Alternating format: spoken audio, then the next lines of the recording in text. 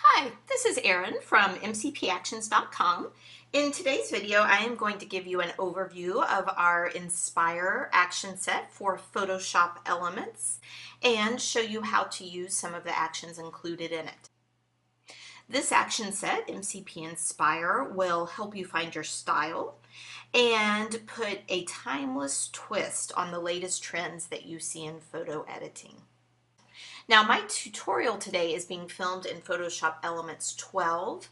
If you have a different version, your workspace is going to look somewhat different from mine. However, once you play the actions, the layers and the things they do will be all the same. You might access the actions differently, but they do work the same.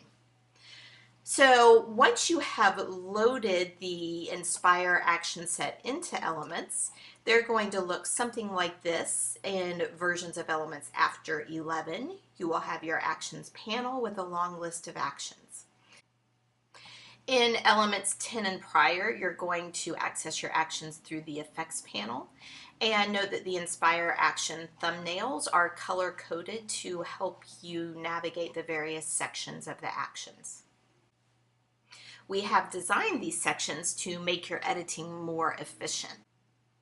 In Elements 11 and later, you'll see the actions divided by lines and dots in front of the section name rather than the different color codes. Now, the first section that we have in our Inspire set is the Lighting Fixes. These will help you adjust your exposure either globally over your entire image or locally. You can use the increase or decrease exposure actions plus these other ones to brighten shadows, darken highlights, and that sort of thing. I'm going to stretch out my actions panel here so that you can see the entire name of the action. You might want to do that as well if you've got an actions panel in your version of Elements. The next section of actions that we have are the base actions. We've got 3 of them, one that is for color images, one that converts the image to black and white, and a third that gives you the option to use color or black and white. Now, if you start your editing in Lightroom or if you shoot with a flash, you might find that these actions are a bit too strong. If that's the case, you can either reduce their opacity or skip the bases altogether. After we have our base edits, we get into the more fun stuff, starting with the quick looks for color or quick looks for black and white. You can use these alone, you can use them on top of the bases, you can use them on top of each other and combine them. And you can even use our merry-go-round and carousels to run all of the bases at once. The merry-go-round will run all of the color looks in this section, and the carousel will run all of the color looks plus the color base. The black and white section works the same way. There's a merry-go-round that runs just the looks, and then there's a carousel that runs the black and white base plus all the looks. The mood rings is a fun section that allows you to add haze, toning, or overlays to your image. You can add a bit of a tint, a bit of a color, anything that you want to reflect a mood or feeling in your edit. Under mood rings, we have the custom effects. The custom effects are not as quick to apply as the quick looks section up above. However, for photos that really need something unique, these actions will give it to you. Most of them require you either to turn layers off and on or to paint on masks in order to reveal the effect. Next, we have the color tricks section. It lets you pop your colors all over your image or selectively. You can fix grass that is too bright. You can adjust white balance. You can even switch colors in solid objects with just a little feedback to the action and a little bit of masking. The special effects section lets you infuse lighting and other effects into your image, from depth of field to blurs, clouds, and different variations on adding sunshine and sunlight to your image. You can even add a colorful rainbow if you'd like. Now this polish your images section is included because we want your images to pop. Even if you've applied a hazy edit or a matte look, you still don't want your images to be drab. So the polish your images section is going to give you the option to add some of the finishing touches that you need to apply contrast, reduce haze, and sharpen your image. Now this final section, little helpers, are just a few quick actions that will speed up your workflow just a little bit. You can flatten your image with just a couple of clicks. You can turn on a white or black paintbrush. You can convert your images to 8-bit. This is useful for those of you who open images from Lightroom into Photoshop Elements and those images come in at 16-bit, which can't be edited in Elements. And then this last action, MCP remove folders, included because you'll find that many of our actions group layers together in folders to help keep your workspace tidy and neat. However, if you want to tweak the individual layers inside the folder, you can use this action to remove it and give you access to the layers inside. This is a feature that's not normally available in Photoshop Elements, but if you include it in an action, as we have done for you, then you can actually open folders in Elements. And so that's an overview of our MCP Inspire action set. If you'd like to watch a little bit longer, you can see us take one image and edit it 3 different ways. I'm going to work on this image from Kelly Roper Photography. I'm going to reduce the size of this actions panel now to maximize what you can actually see of the image on my screen.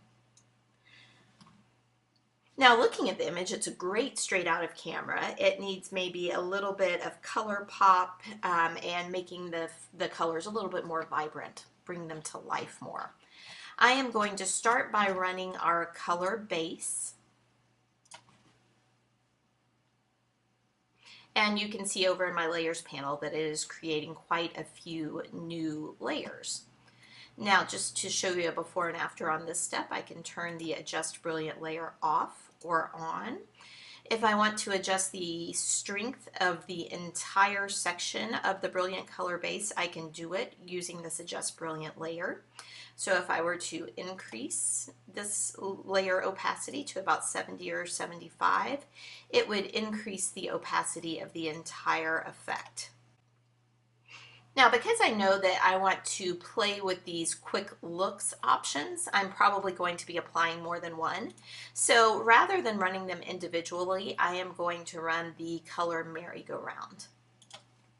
Now, this might take a minute or so to finish. It's creating many, many new actions for you. So as it runs, I'll tell you a little bit about them.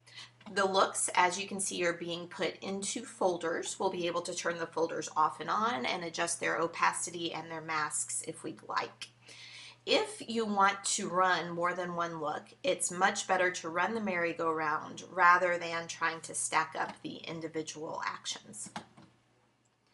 Now you can see that the action has finished running and I've got all of these layers that are turned off. I'm going to start by clicking on this eyeball to turn on Vitality. It defaults to a 63% opacity. That's a bit strong for me because the contrast is more than I'd like, so I'm going to reduce that just a bit. And now I'm going to turn on Sweet Dreams. And I like that look a lot, but I think I will bring that opacity down significantly. And next I'm going to go to Sweet Dreams and turn that on. I'll probably reduce that opacity just a touch as well. And finally, I'll turn on Spunky. That brightens and warms it nicely. And I'm going to bring down this opacity also just a little bit. And then finally, I'm going to turn on Lemon Sorbet, which adds this nice warm look with just a bit of a haze to it. Notice that if you hover over the various layers and folders, it will give you a full description of the name. Now, this particular combination of looks has made her face look just a little pale and lacking in contrast. So I am going to go down in my actions to my color tricks, and I'm going to run the color fix paint on actions. You can see it's building my new layers for me, and they will appear up at the top. I'm going to hit continue through this message. So now I've got these new layers, and I'm going to select the paint to add red layer. And with a low opacity brush, you can see my paintbrush with a white color is already selected. I'm going to reduce the opacity to about 30%. And with a smaller brush, I'm just going to paint a coat or two over her face just to bring some life back to it. I might add just one more coat, yes, and I'm happy with that. Now for my next edit, I'm going to scroll down here to the special effects section, and I'm going to run the paint on shallow depth of field. So I'm going to click continue through this message, and it's telling me that I need to paint on the mask with a white brush that is already selected for me. I'm going to return the opacity of my brush up to 100% and paint this blur on the background. Now normally I would paint a bit more carefully as I was getting closer to the subject of my photo, but for the purposes of a video tutorial I don't think that's necessary. So here's a before and an after on that paint on blur. I'm going to complete the edit by running the precision sharpening. And note that the message does say that you need to run this as the last step of your edit. Clicking continue through the message one more time, I'm going to paint on the sharpening only on key areas like her eyebrows, her eyes, and her lips, just to sharpen the details. And that's it for this edit. I am really happy with this look. Now for my next variation on this photo, I'm going to go with more of a hazy look. Because the precision sharpening does need to be the last step, I need to delete that layer before I can continue to edit it. However, all of my other layers that I've created are still there. To tweak the photo for this hazier look, I'm going to start by reducing the intensity of my Adjust Brilliant base right here. Going to reduce it down to about 50%, which was the default. So returning to my looks up here, in addition to Vitality, Sweet Dreams, and Spunky, I'm also going to turn on Silk Blend, which begins adding that hazy, creamy look. And I'm also going to turn on Prom Queen, that adds kind of a pink tint with some haze to the image. And now returning to my special effects section, I am going to add the Sunburst, Custom Sunburst. So I'll hit play.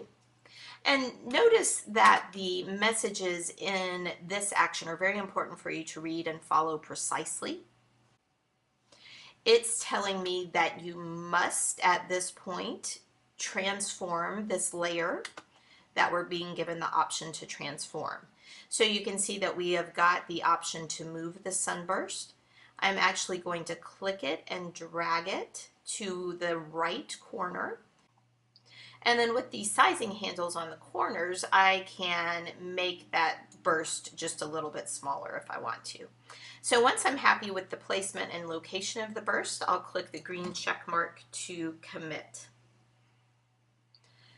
Going to hit continue through the message, and I'll zoom out a little bit so you can see better what I'm doing.